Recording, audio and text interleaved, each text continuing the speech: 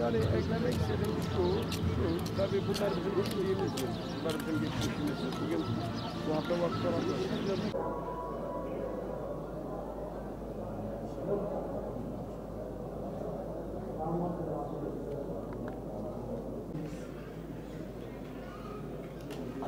o birimiz Sofya oluyor. Sofya.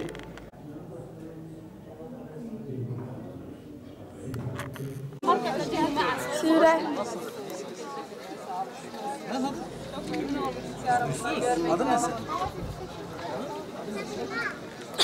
Bitiriyoruz. Tamam arkadaşlar. Yadigarı 250 vakıf eser Vakıflar Genel Müdürlüğü tarafından ihya edildi. Sayın Cumhurbaşkanımız Recep Tayyip Erdoğan'ın teşrifleriyle gerçekleştiriliyor.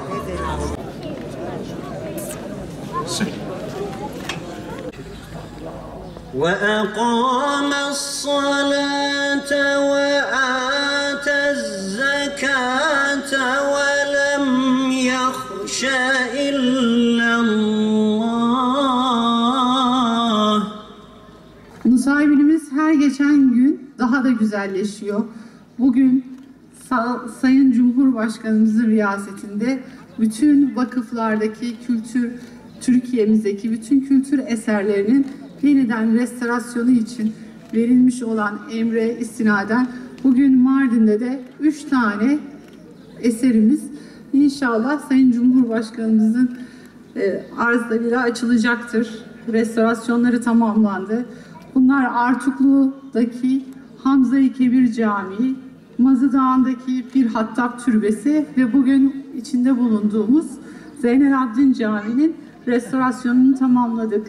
Aslında bu restorasyon 2016 yılında tamamlanmıştı ama terör nedeniyle maalesef tekrardan zarar gördü. Ama biz durmak yok, yola devam dedik. önemli bir İslami şahsiyet ve onun kız kardeşi yatıyor. Bu bizim tarihi kimliğimizdir. Bu adeta manevi tapumuzdur.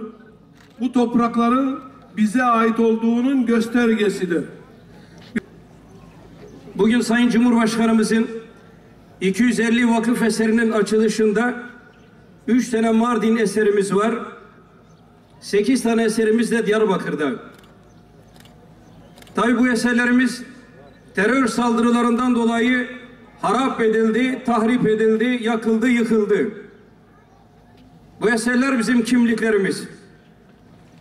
Bizim kimliklerimizi ortadan kaldırmaya çalışan insanların amaçları kursaklarında kaldı. Çok boyutlu, zengin bir vakıf kültürümüz, vakıf anlayışımız var. Bu anlayış toplumsal hayatın merkezine sosyal münasip bir şekilde kullanması şarttır. Ancak bu konuda yakın zamana kadar çok iyi bir kerim ile ilgili bu ifadeleri kullanmak sizin haddinize mi ya?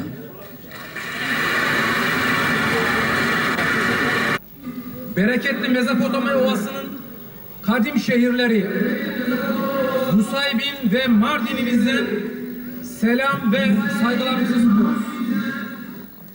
Sayın Cumhurbaşkanım, zat-ı haliniz önderliğinde ve hükümetimizin destekleriyle emirleriniz doğrultusunda yürüttüğümüz terörle mücadele sonucunda bölgemizde ve ilimizde bir huzur iklimi oluşmuştur. Yine vermiş olduğunuz desteklerle oluşan huzur ve istikrarla beraber ilimizde ve bölgemizde istihdamla ilgili, sanayi ve ticaretle ilgili, ulaşımla ilgili, eğitimle ilgili, kültür ve turizmle ilgili çalışmalar yanında zat-ı halinizin görevlendirmeleriyle artık belediyelerle de çok önemli çalışmalar yapılmaktadır. Az sonra zati devletlerinizin hizmete sokacağı Artuklu Hamza-i Kebir Camii, Mazıdağ Pir Hattab Türbe ve Mescidi ve şu an önünde bulunduğumuz kurdelesinin kesileceği Nusaybin Zeynel Abidin Camisi'nin hizmete açılması da sizin destek ve talimatlarınızca yapılan bu çalışmaların bir sonucudur. Bu vesileyle Mardin'imiz ve bölgemiz için yaptığınız değerli destek ve katkılarınızdan dolayı zati devletlerinize, Çok açılışlar var. Zati devletlerinize Çok açılışlar var. teşekkür ediyorum. Kısa. Zat Aydın havası olsun bakalım. teşekkür ediyorum. Zati devletlerinize teşekkür etmeden olmazdı. Sağ ol. Hürmetle Teşekkür saygılarımızı ediyorum. sunuyoruz. Emirlerinizi bekliyoruz. Hayırlı olsun. Sayın Cumhurbaşkanımızın talimatlarıyla Bismillah. Sayın Cumhurbaşkanımız Recep Tayyip Erdoğan'ın talimatlarıyla Zeynel Abidin